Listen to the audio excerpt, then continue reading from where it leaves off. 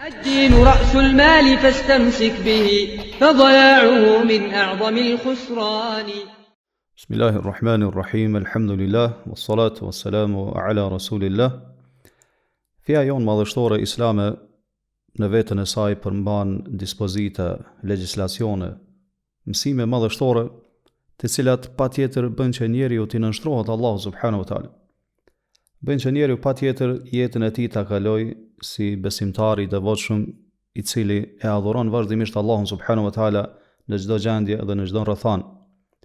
Pra njeriu e njeh Zotin e tij, e njeh krijuesin e tij dhe e do atë dhe e madhron atë për shkak të begative të shumta me të cilat ai subhanahu wa taala na ka begatuar.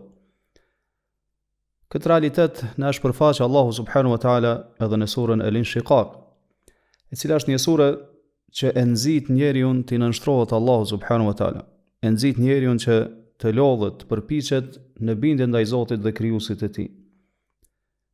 Dhe këtë realitet e shpërfaq Allahu në fillim të kësaj sure duke përmendur se si krijesat më madhështore të tij, që janë qejt, toka, e po ashtu në fund surës përmend se edhe dielli e hëna, gjitha këto i nënshtrohen Allahut subhanahu wa taala.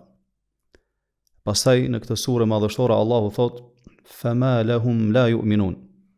Pra i çorton jo besimtarët, i çorton ata njerëz cilët tregohen me një mdhënjë e arrogant dhe ngecin prapa, nuk i përgjigjen fesë Allahu subhanahu wa taala, duke i dhënë përparësi mosbesimit ndaj imanit dhe besimit. Pra Allahu i çorton dhe thot: "Fama lahum la yu'minun." Ç'është me ta që nuk besojnë? Wa idha quri'a alejhimul Qur'anu la yasjudun.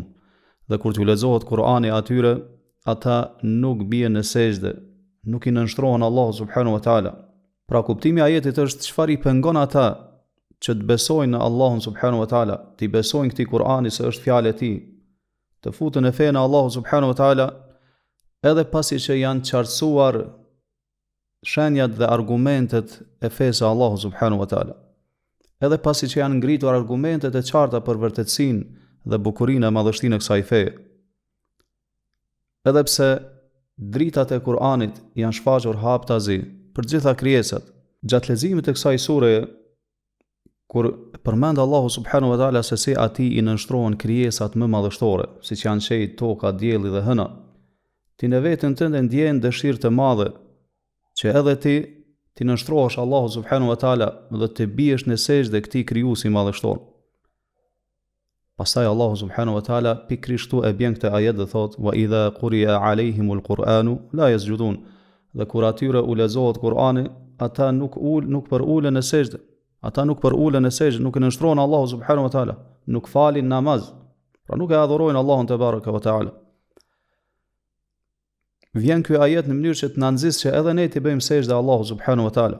Pra Allah në këtë ajet po thotë: "Wa idha quri'a alejhimul Qur'anu la yasjudun." Kur atyre u lexohet Kur'ani, ata nuk bëjnë sejdë, nuk i nënshtrohen pra Allahu subhanahu wa taala. Ky ajet është një prej ajeteve ku është prej sunetit, pra traditës e profetit sallallahu alaihi wasallam, që të bijmë në sejdë Allahut kur e lexojmë atë.